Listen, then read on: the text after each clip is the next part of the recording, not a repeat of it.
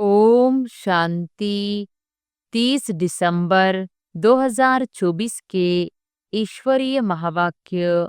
पहले एक नजर मुरली के मुख्य पॉइंट पर। बाबा ने कहा, रावण का कोई घर नहीं होता, घर राम का होता है। शिव बाबा कहाँ रहते हैं? तुम छठ कहेंगे परमधाम में। तुम रावण को याद करते हो क्या? नहीं। कितना तुमको भटकाते हैं। शास्त्र पढ़ो, भक्ति करो, यह करो। बाप कहते हैं इसको कहा जाता है भक्ति मार्ग, रावण राज्य। तुम्हारी बुद्धि में है रूहानी बाप, और रूहानी बाप की बुद्धि में हो तुम रूहानी बच्चे, क्योंकि तुम्हारा कनेक्शन है ही मूल वतन से। जो अच्छी रीति पढ़ते हैं वही पहले पहले मेरे से जुदा हुए हैं, वही फिर मुझे बहुत याद करेंगे, तो फिर पहले पहले आ जाएंगे। और फिर बाबा ने कहा, अभी सब हैं अज्ञान की नींद में। बाप आकर ज्ञान देकर सबको जगाते हैं। अब तुम बच्चे जागे हो, जानते हो बाबा आया हुआ है, हमको ले जाएगा। अभी तो न यह शरीर काम का रहा है, न आत्मा। कोई कहते हैं आंखों से आत्मा निकल गई, कोई कहते हैं मुख से निकल गई। आत्मा निकलकर जाती कहाँ है?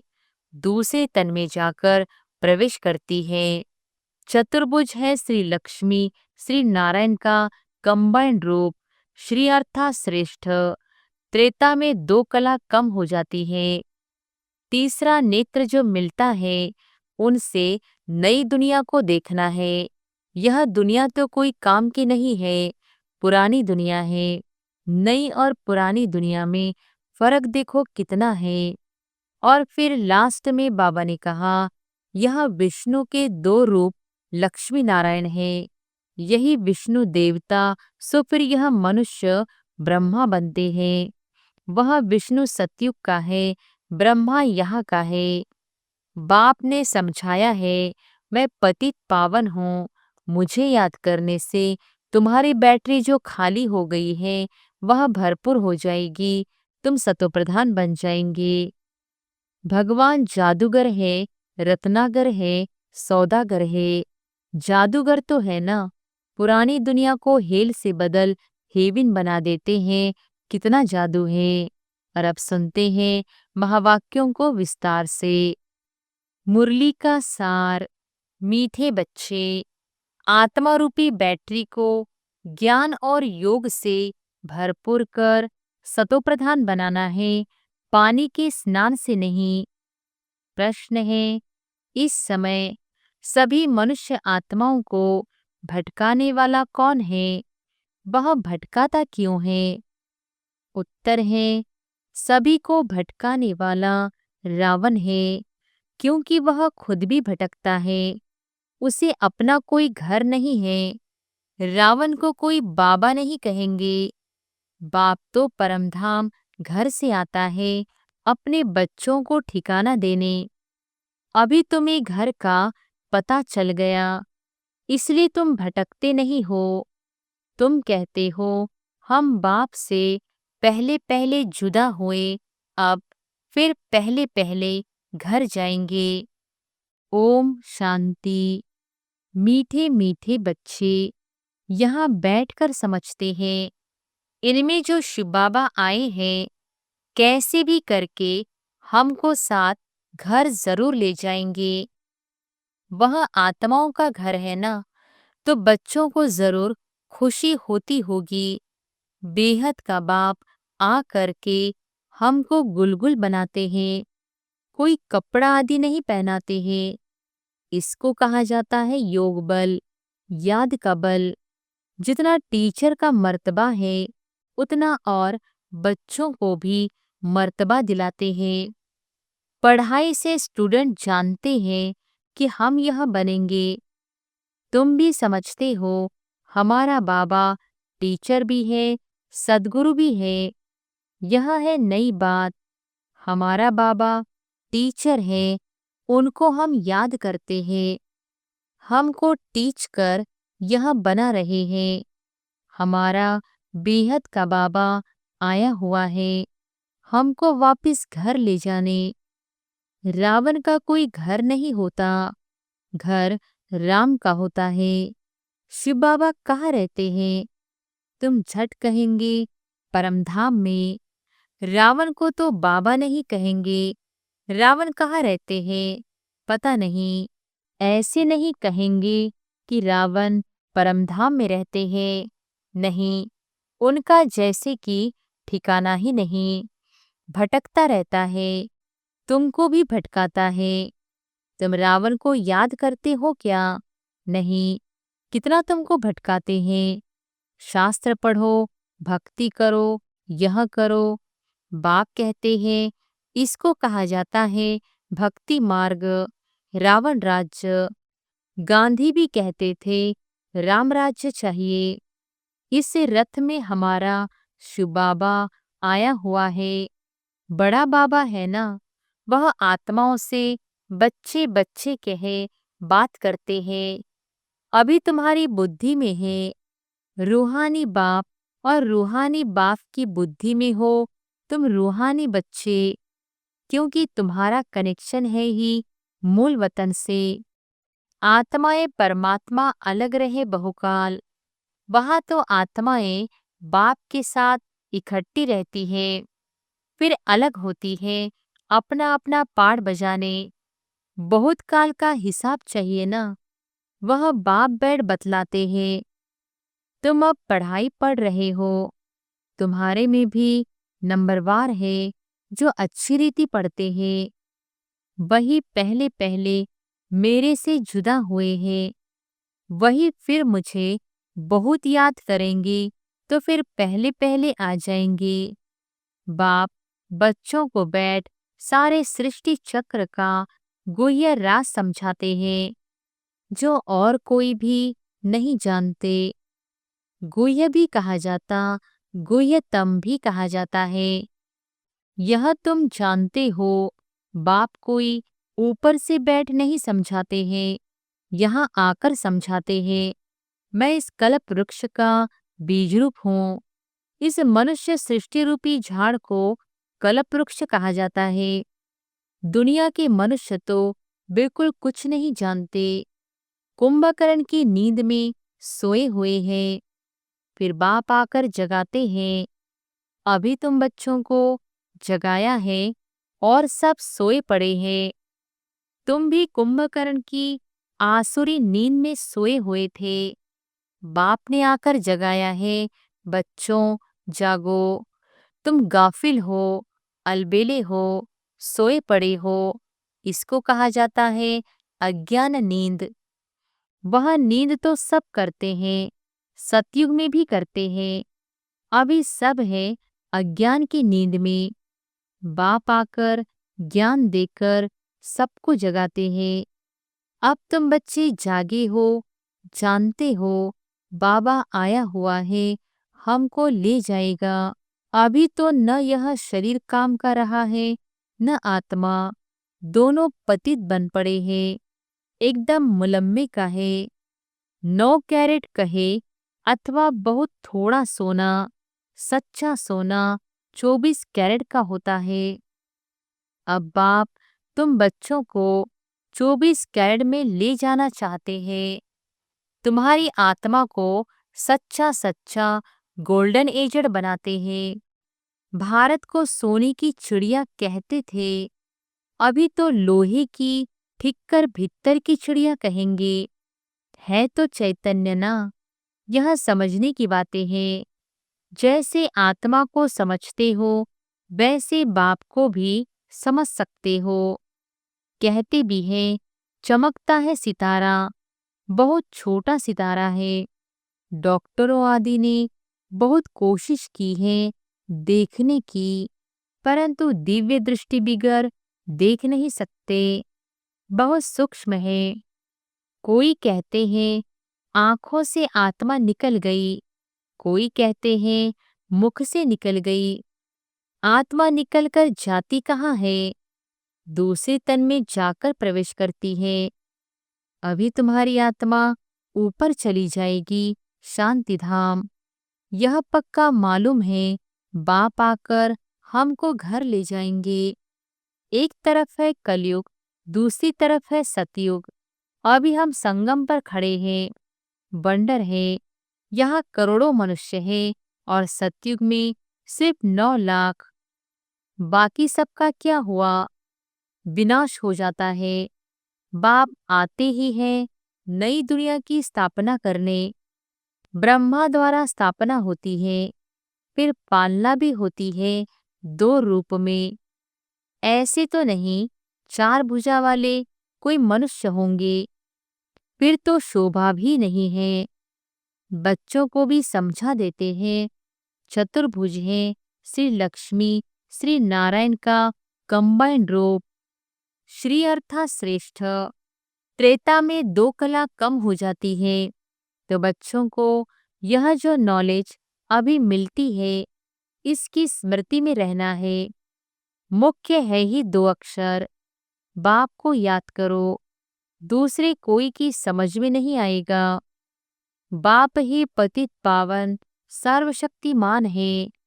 गाते भी है, बाबा आपने हमको सारा आसमान धरती सब कुछ दे दिया। ऐसी कोई चीज नहीं जो न दी हो। सारे विश्व का राज्य दे दिया है। तुम जानते हो यह लक्ष्मी नारायण विश्व के मालिक थे।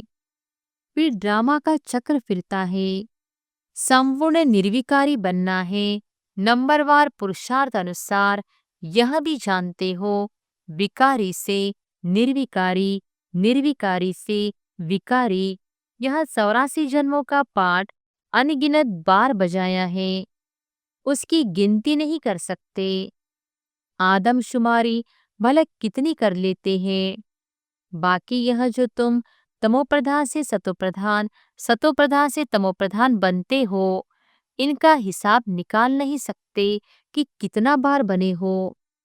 बाबा कहते हैं 5000 वर्ष का यह चक्र है। यह ठीक है, लाखों वर्ष की बात तो याद भी न रह सके। अभी तुम्हारे में गुणों की धारणा होती है। ज्ञान का तीसरा नेत्र मिल जाता है। इन आँखों से तुम पुरानी दुनिया को देखते हो।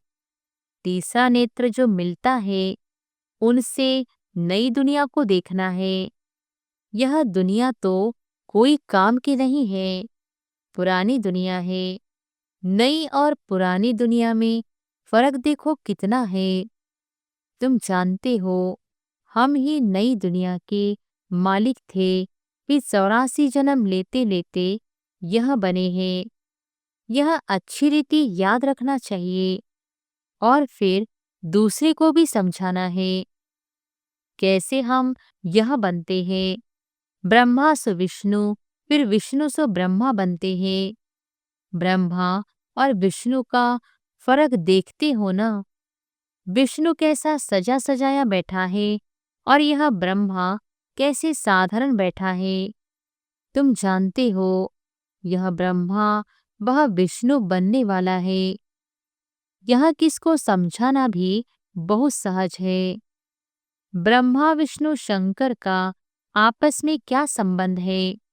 तुम जानते हो यह विष्णु के 2 रूप लक्ष्मी नारायण है। यही विष्णु देवता सो फिर यह मनुष्य ब्रह्मा बनते हैं। वह विष्णु सतयुग का है, ब्रह्मा यहाँ का है।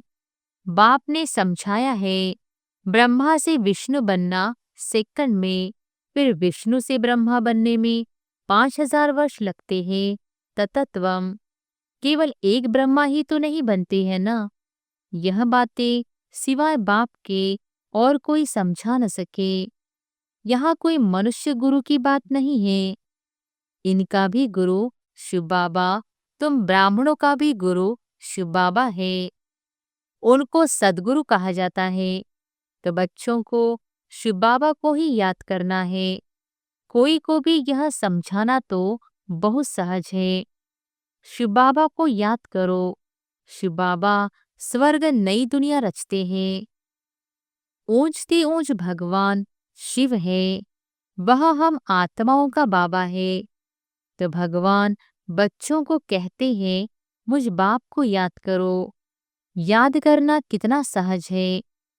बच्चा पैदा होता है और झट माँ माँ उनके मुख से आपे ही निकलता है।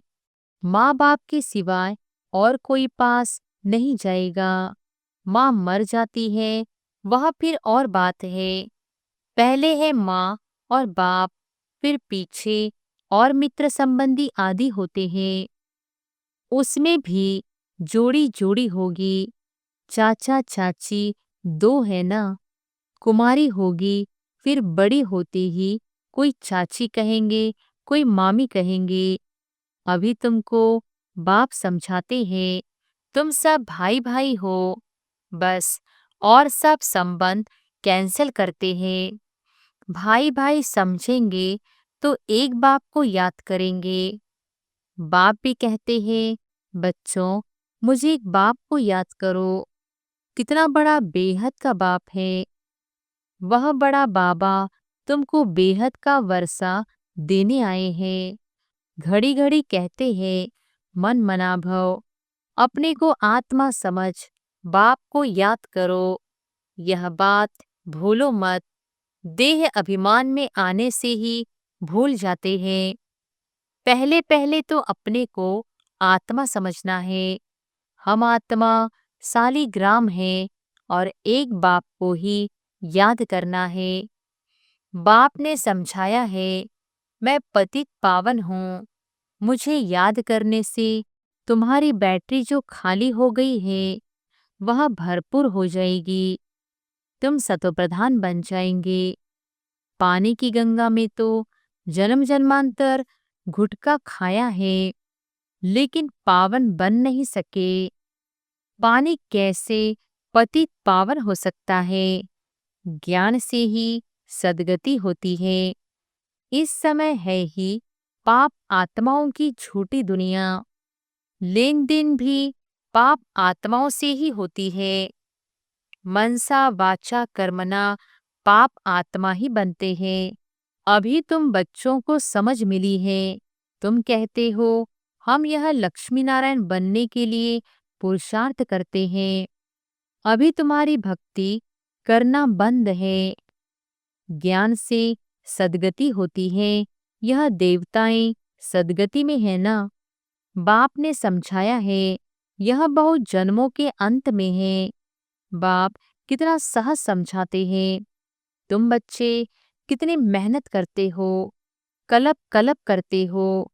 पुरानी दुनिया को बदल नई दुनिया बनानी है।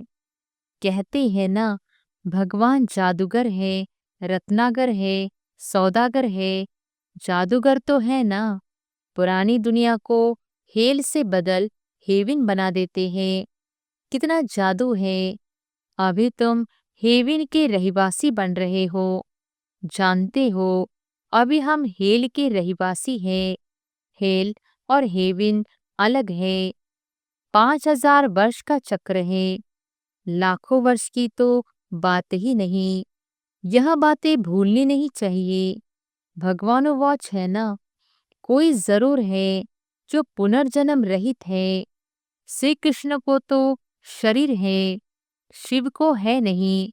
उनको मुख तो जरूर चाहिए। तुमको सुनाने के लिए आकर पढ़ाते हैं ना। ड्रामा अनुसार सारी नॉलेज ही उनके पास है।